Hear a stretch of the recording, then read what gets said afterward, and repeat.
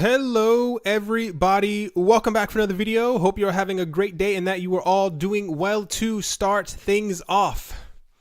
It appears that there are plans by software giant Microsoft to acquire popular software repository platform Github. Rumors have been in the air for quite some time now on the intentions by Microsoft to seal the deal with respect to buy GitHub this year. Credible sources indicate that the deal could be announced as early as today. This was on Monday. This act by the software giant would be a move described by many as going back to the roots of how Microsoft started in the first place. Bill Gates and Paul Allen co-founded Microsoft with the aim of developing software products for personal computers to give hobbyists an avenue for seamlessly programming their own products. The company has since grown to feature video game consoles, etc. Yeah, you guys know what they already have. The current CEO of Microsoft, Satya Nadella, has been actively involved in courting coders and initiating coding initiatives since taking the helm at the company in 2014. By acquiring GitHub, Microsoft will have access to over 27 million software developers, many of whom are not thrilled by the acquisition, for it might hinder decentralization of code, which is one of the chief reasons that the platform thrives. Most, if not all, blockchain projects use the platform to upload its code. This in turn means that any disgruntled blockchain coders might find an alternative to GitHub if the acquisition follows through. There are a lot of people who are not happy at all with the possible acquisition. Because essentially the rumor has it that if Microsoft buys GitHub, the place where all these developers and all these other cryptocurrency people have their code, that Microsoft will then in turn be the owners of this code and will be able to not control it, but they'll have dominance over it being on their website. A lot of when this news dropped yesterday, there was a couple of other websites who were also reporting on it because it's very big news. One, it's Microsoft, and the GitHub is the place where every single time a project or crypto project is launching, they put their information on it. I've said this many times before in other videos. You know, this information is available on GitHub. This is the go-to place. A lot of Bitcoin developers and other developers for other projects have alerted other developers and told them to take off their code from GitHub and to start putting it on other websites. I don't know the exact other websites. I'm sure you can find something on Google if you Google around. But this appears to be a major issue for a lot of developers because they don't want a major company controlling something in the cryptocurrency space, which I've said before is probably going to happen simply because a lot of people who are in the space, not even just me and you listening to this, it comes down to, you know, other like the developers and stuff like that. These aren't very rich people. These are people who often, you know, sit in a flat somewhere with 5 or 6 maybe other people as they write code and then they upload it to GitHub. But when you have a multi-billion-dollar company who then controls the code that you put onto the website, this could pose a potential problem. But I'm sure, or rather I assume as time goes on, that other websites will start to blossom where people can put their codes on, and this will become more prominent. Because as we go forward into the cryptocurrency space and as prices are still expected to continue to rise and all the institutional investors begin to get in, major companies are going to start buying everything that we know or that have known over the last couple of years in cryptocurrencies because institutional investors want a major name behind something before they end up touching it. But yeah, this is kind of the Black Mirror news for today, if you want to call it that. Next up, this is a funny photo. Steve Wozniak is once again in the news. Apple co-founder Steve Wozniak said that only Bitcoin is pure digital gold in an interview on June 4th. Reaffirming his belief in the cryptocurrency despite having sold most of his holdings. Speaking to CNBC at the ongoing Money 2020 conference in Amsterdam, the veteran developer said he bought into comments from Twitter CEO Jack Dorsey about Bitcoin becoming the single currency of both the internet and the world. Dorsey spoke at 2 events in March and May where he predicted that Bitcoin would become the international currency of choice by 2028. We've had a lot of people who have said that Bitcoin will be the world currency by 2020. I think this was McAfee. Other people said by 2021, and this guy said 2028. So somewhere along the 2020s, I think things are going to get very interesting, especially if all these predictions come true. Even that other thing I told you guys to read before about, what was it, Bitcoin Traveler or something like that, Bitcoin Time Traveler. I think he noted 2030 as his time frame for the world being taken over by Bitcoin. He said, I buy into what Jack Dorsey says, not that I necessarily believe it's going to happen, but because I want it to be that way. That is so pure thinking.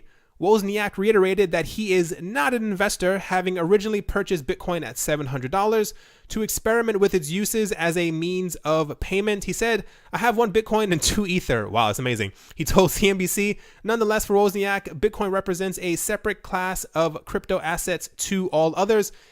He said, only Bitcoin is pure digital gold, and I totally buy into that. All the others tend to give up some of the aspects of Bitcoin, for example, being totally decentralized and having no central control. That's the first one they have to give up to try to become a business model. Like I said, always interesting to hear people who are really into tech, or some of the first people who are like heavily into tech, talk about Bitcoin and where they think it could possibly go, or where they kind of want it to be in the future. I'm still not 100% convinced that it will be Bitcoin at the #1 helm and not even Ripple. I know you guys know that I love Ripple, but I don't know what coin will eventually be #1. It could be something potentially completely different in around 4 years. We could have some other 4.0 coin that ends up coming out and taking the spotlight.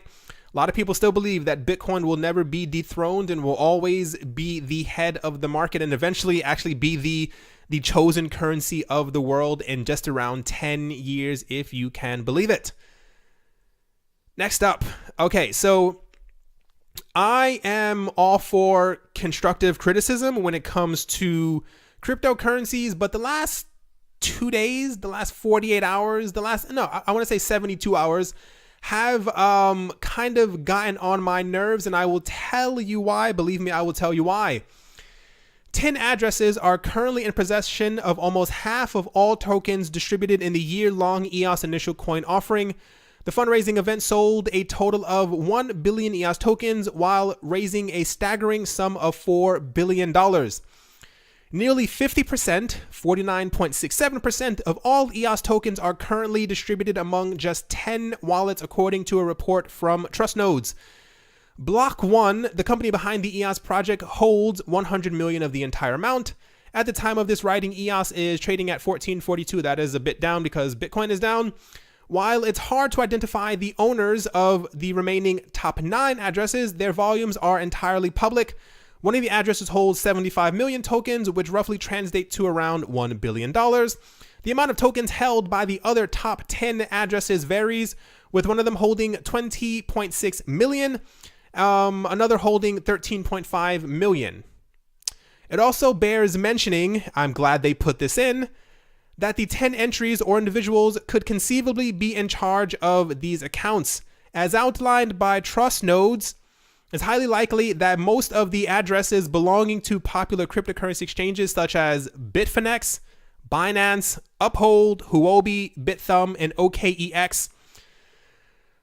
Over the last, like I said, 2-3 days, I have never seen so much, I hate the word FUD, but it's kind of exactly what it is, especially when it comes to the EOS project. I understand that people don't like EOS. I understand that people don't like the cryptocurrency space. There's an article somewhere, I forgot to put it in this video and I really should have. If you Google around, there's an article called, I think it's called like Cryptocurrency and Twitter, a toxic combination or something like that. It is probably one of the best things that I've read in a very long time about the cryptocurrency space. The amount of people I've seen trashing EOS, the same people who normally trash Ripple and XRP, they've suddenly moved over to EOS, talking about the personal lives of the developers, where they are, where they've been, if they've purchased drugs before, if they have had escorts before. I mean, people are digging very deep, but it kind of reaffirms my belief in EOS, because when people have nothing negative to say about the coin or the blockchain or the network, it kind of shows that they're doing something correct. So they're digging very deep to try and figure out any type of what could be falsified information about a project. When I heard that there were 10 addresses holding 50% of all the EOS tokens, my first thought was, what about the exchanges? This comes down to I don't know if it's fear mongering. I don't know what exactly people are planning or what is going through their heads. The cryptocurrency space is at a crossroads, and I sincerely believe this, that people need to get it together, stop trashing projects, unless the project, like I've said before, my firm belief is that when a project launches, give it 5, 6, 7, 8, 9 months after the project has come out, if around 10 to 15 developers from different coin projects start coming forward saying that this does not work, they show proof that it does not work, they say that this is the problem, this is the reason, this can be patched, this needs to be fixed, then there's probably, some sort of problem with that, with the thing going forward. All the news that we've had, especially with the bug that was found I think 5, 6, 7 days before the main launch, that was patched hours after. I feel like they're kind of just throwing anything that they can at any type of new project that ends up coming out. We've known for a very long time that 10% of all the tokens would be held by the people who created EOS. It's not just one person, it's a team of people who have created this project. That's the first thing. And then when it comes down to potentially the other 40% being held by crypto exchanges, wow, that's a huge revelation. Between all of that floating around, a lot of people are posting information about John Oliver and what he said about EOS. They're constantly posting that EOS is fake, EOS is a fraud. On top of that, once again, is the news that days after launch, the EOS blockchain still isn't live. And I laughed at this, and then I stopped myself and I said, no, this is going to be a problem because a lot of people don't understand what's going on. There's a reason why I always say, please do your own research. It is imperative to know what's going on. I've told a couple of people in the comment sections below, I usually delete when it comes to really not even harsh comments. When people bash other people and kind of have no idea what they're talking about, I like to sometimes, reply to them, give clarity, tell them exactly what's going on. A lot of people have responded. Thank you very much for letting us know. EOS, where do I even begin? It's just all a bit of madness at this point. What EOS is planning on becoming and what other cryptocurrency platforms are planning on becoming down the road are essentially trillion-dollar companies. The freeze of the entire EOS thing happened 2 days ago. It happened on the 3rd. It did not happen on the 1st. It did not happen on the 28th of last month. What they are trying to do, if you go to the website eoscountdown.com, they tell you that they used to have a counter down here. It has stopped because it is, whatever. It was taken on June 3rd. Current time is June 5th. It says that tokens on the entire thing are completely frozen because they are doing something. If you go down a little bit right here, it says more info, and it actually takes you to a website of the sequence of events that have to happen in order for them to happen. Like I said, they are trying, whether you know it or not, people who are just getting into EOS, they're trying to literally build the groundwork for $1 trillion cryptocurrency company, whatever you want to completely call it. It does not happen in 24 hours. It does not happen in a day. I would not, if it took 2 weeks, I would be completely unbothered because of what they're trying to build. Ethereum was not built in a day. Ethereum is still being actively built. There's still being stuff put on top of it. If you read through the thing that has linked from eoscountdown.com, they tell you exactly what is going to happen in order, sequence of events, exactly how the entire thing has to go down. They have to verify all the snapshots. This is very important. They were saying they want to make sure that all the snapshot that took place, I believe, on the 3rd, if I'm not mistaken, they want to make sure that everyone's tokens get transferred over to the platform properly. You cannot launch something quickly because other people on the internet think you should launch something within 48 hours. If they had done this, first of all, like I said before in other videos, the people behind EOS have noted multiple times, if you have ever watched there were the block candidates. They were posting videos on YouTube, and they said they had received hundreds, if not thousands, of emails and threats that people were going to be actively trying to destroy the EOS blockchain. And I'm sure this is exactly what's been happening over the last 48 hours. A lot of people do not want EOS to succeed. So with them trying to build up a blockchain that was probably having DDoS attacks, they're also trying to make sure that the snapshots are correct so that everyone who has money gets their money properly transferred onto the EOS blockchain. They have to test it. This is not This is not pre-built. There were a couple of people, a lot of the other block producers who were trying to put a couple of hundred transactions on top of each other before the mainnet launched so that they can drag them over so that they had something to build off of. They have to make sure that when this happens, that other people aren't going to try and attack or destroy a huge portion of the network, because Lord forbid, should they activate this thing too early and then someone attacks it and then 40% of all tokens are completely destroyed and lost on the network, what do you think will happen to the project? We are very close to the point right now. If you read around, I believe that they are testing it, if I'm not mistaken. After that, voting has to begin on who will be the block producers of the entire network. I believe it's going to be 21 entities that are going to help continue to build the network, and these will be the people who will be the block producers. When this is all done, they're going to declare the EOS mainnet active. That's how it works. I'm going to try. I know I always say that I'm going to try, and I always horribly forget to put this in the description below, because like I always say, take the time. I know it might seem bothersome or you may not really want to do it. Take 5 minutes just to read through what you have your money in. It's very interesting to see, because eventually when you meet someone else and you tell them exactly what EOS is, when you tell them what Ripple is, when you tell them what Bitcoin is, Litecoin, Ethereum, EOS, whatever the case might be, and you know what you're talking about, you're going to seem like a genius to your friends and your family. You'll be able to help them to invest their money. There's so many people who are spreading misinformation, and it's driving me absolutely insane. Sorry if I sounded really passionate during the last couple of minutes, but it has to stop, and I don't know where the ending of the rainbow is when it comes to all of this, because so many people are so focused on trying to throw down other cryptocurrency projects. 9 months from now, none of this will matter. The 2 days it is taking them to build this entire thing, no one's going to care about it, because the mainnet will be active and EOS will be wherever it actively is. People posting old things about how much they hate EOS, about like I said, the personal lives of these people. Like, what? Go outside, like go get some air, go for a jog somewhere. It's completely unnecessary exactly what's going on. Like I said, unless other developers I'm out of breath, unless other developers have come forward and have actively said that there's something horrifically wrong with the project, please just read into it. Like I said, I used to hate a lot of other projects, and I sat down and read for an entire day, and now I understand what these projects are. Did not mean to spend so much time on this, but it needed to be said. Guys, not all of you, definitely not all of you. I see a lot of your comments, a lot of you, 95% are great, but the 5%, the toxicity, it leaks into the rest of the cryptocurrency space, and we don't need the negativity, especially when we're trying to literally not only make money, but build these things so that they're still around in 2028, so that we can all be potentially, millionaires.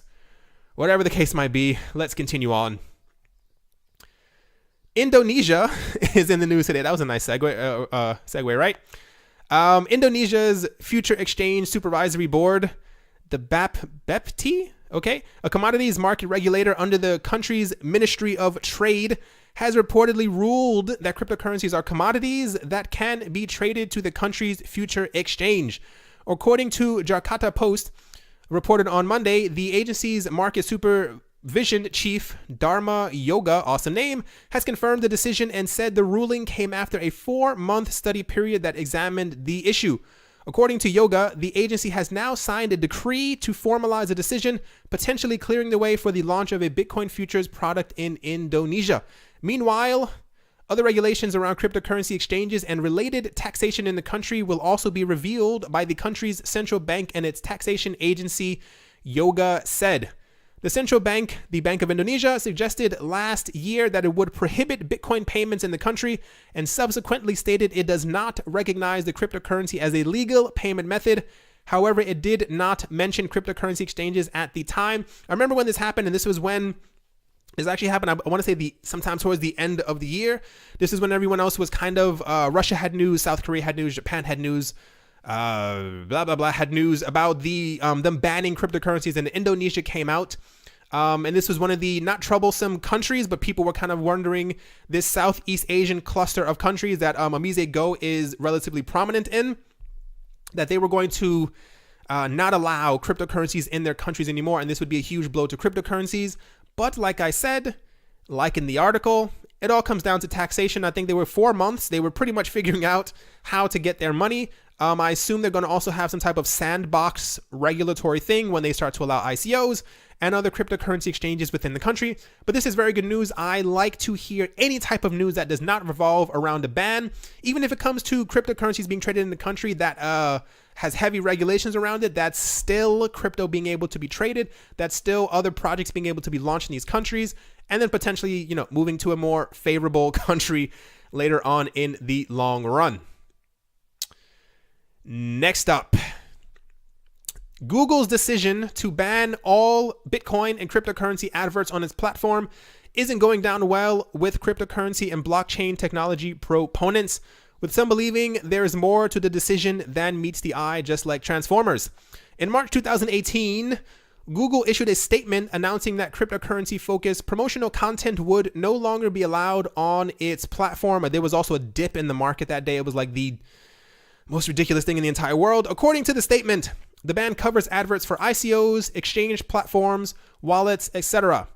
For stakeholders like Philip Nunn, CEO of Blackmore Group, a cryptocurrency investment firm, the ban has a tinge of hypocrisy about it. Speaking to The Independent, Nunn said, "I understand that Facebook and Google are under a lot of pressure to regulate what their users are reading, but they are still advertising gambling websites and other unethical practices," which is 100% true. If you look around at Google's ads, especially Facebook ads, I'm sure we have all seen some stuff. So the fact that they think that cryptocurrencies are worse than what's floating around there is interesting, to say the least.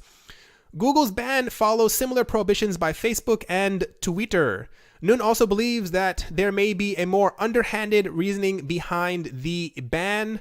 Just like Facebook, Google is also reportedly searching blockchain-based solutions for its business, and the current ban may be an attempt to clear the playing field in preparation for its entry into the industry. I said this before. At least that's what Nunn seems to think. I think the same. He said, "I suspect the ban has been implemented to fit in with potential plans to introduce their own cryptocurrency to the market in the near future, and therefore removing other crypto adverts allows them to do it on their own terms." Where do I even begin? Like I said this before, a lot of people, one, you should be upset that Google and Facebook are talking about, free speech and free rights and stuff like that, but they end up banning cryptocurrency. I understand banning ads for ICOs, as a lot of them may be fraudulent, but for the coins that are established, that have been around for 2, 3, 4 years, let the ads flow. What I said before, like I said in the beginning of this video, what's going to end up happening is all of these major players, they understand that there's money to be made, and we keep having news that the cryptocurrency market is going to be worth trillions. Whether a lot of people want to believe that or not, I keep hearing people say there's never any way the crypto is going to be worth trillions of dollars. Everyone else seems convinced. All these other major rich people, they definitely think at some point it's definitely going to happen. When you have smaller companies who are trying to get into this, you have startups who are trying to get into this, and you have Google and Facebook and Twitter who are worth billions upon billions of dollars, and they realize that they can also create their own code and their own cryptocurrencies. We had news before that Facebook was going to potentially create their own cryptocurrency that they would have on the platform. I believe it was a rumor. It's probably going to happen. So they're doing everything that they can. I'm pretty sure that it has nothing to do with... They said it was done to protect people, to make sure that people weren't fed false information. That's a lie, because we know what Facebook has been up to. We know what Google has been up to over the last couple of years. I don't know if I assume at some point they will eventually reallow crypto ads and whatever the case might be on their platforms, but I am almost certain, I want to say, let's say June 2019, we're probably going to have some type of news that if Google hasn't partnered with another cryptocurrency firm, they're going to be creating their own cryptocurrency, and we're going to have whispers that I want to say Facebook has joined up with a bank or some other type of institution to create their own cryptocurrency. Like, don't quote me on that, but I have a strong inkling, if you read around in the news, especially the cryptocurrency news, something very major is going to happen, and I'm pretty sure it's all going to fall down on the shoulders of them, all these bans and stuff like that, and how they wanted to create a more suitable space for the cryptocurrency world. Whatever. Okay. Next up, in the possibly one of the most interesting newses of the day. Can you say newses? I don't know. Major U.S. cryptocurrency wallet provider and exchange service Coinbase has revealed its plans to enter the Japanese crypto market. Coinbase intends to apply for a license with the country's financial regulator, the Financial Services Agency, the FSA, within the year, a process that has been mandatory for all crypto exchanges operating within the country since the amendment of Japan's Payment Services Act in April 2017. The U.S. company is said to be working together with Mitsubishi UFJ Financial Group, or MUFG, MUFG, on its expansion to the Japanese market. According to CT Japan, MUFG has invested over 1 billion yen in Coinbase since, that's supposed to be 2014, through Mitsubishi UFJ Bank and Mitsubishi UFJ Capital, among others. CT Japan further reports that Coinbase's Japanese trading service will focus on supporting major digital currencies such as Bitcoin and Ethereum. I'll get back to this in 1 second. As Cointelegraph previously reported, Coinbase already has over 20 million customers and has to date traded 150 billion, my gosh, in digital assets on its exchange platform. In 2017, it reported 1 billion in revenue, according to figures from Recode, and reportedly valued itself at around $8 billion in acquisition deal this spring. Remember when, first of all, I have no idea where to begin. Remember when crypto space, when Coinbase said that they would be adding new coins to their platform and they would be expanding. And then we got news right now about this expansion. How much do you want to bet that when they expand, that they're not only going to be adding Bitcoin and Ethereum, but they're going to be adding at least 50 other coins to their Coinbase Japan platform? Because they're having so many issues right now in America. If you have noticed or have listened to the news that I've read over the last couple of weeks, a lot of people are leaving America because it's too difficult to open up anything in the country because of all the regulations, because of the SEC, because of the CFTC, and any other people who are trying to give rules for cryptocurrencies. We've also had news that we may properly not have any type of regulation on cryptocurrency for the next 2 years. I was listening to a podcast, and also I read a story from one of the former SEC people.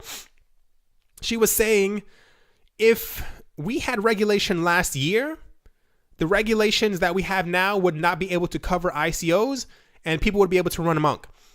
The rulings that they're trying to give right now on ICOs, by next year, we may have CB ICOs, and then it won't cover ICOs anymore. They're already having an issue when it comes to airdrops, how to classify airdrops. Other countries are a lot more lenient when it comes to cryptocurrencies. I'm going to bet and put my finger on it and say that by the time that Coinbase launches in Japan, they're going to have a completely different infrastructure, and they're going to allow different types of coins that America will not have access to for quite some time unless they get their SEC security license, whatever they're trying to get. You don't move to Japan for no, random reason. I assume we're going to also have news that they may be moving to South Korea, but I'm going to say Japan may be big enough because South Korea and Japan typically can do business, very well together because they're not too far apart. When I read this, I couldn't help but laugh because even Coinbase is getting sick of what's going on in America and they're trying to move to a different country. Japan right now is dominating crypto. They are a complete monster when it comes to the cryptocurrency markets. So I'm interested to see exactly how they plan on launching, because even when we had news a couple of days ago, it had to be a week and a half by now, with Coinbase a month ago talking about they would be allowing ERC20 tokens. And then the news from a week and a half ago that they would, support ERC20 tokens on an exchange that they just bought from another country that would not be open to U.S. investors. Think about it. There's so much stuff going on when it comes to cryptocurrencies in America. The SEC woman was talking about, she said, was very interesting to note, is she said that there's so many people who have sent them letters. And you would assume that it's like normal people saying, don't say that our coin is a security. They're getting letters and emails from lawyers saying the moment you declare our coin a security, we're going to sue the SEC. I don't know what the SEC is going to do about all of this, but I don't think it's going to work out favorably for them in a very long time. My current prediction is that the US, because of, how do I say this nicely? Because of archaic laws that they're not willing to get rid of, that they will end up becoming a space for cryptocurrencies that people do not want to enter. Europe has become very favorable. Parts of Africa are becoming very favorable. Asia is just 95% of Asia is just completely open to the idea of it. Same thing with Russia.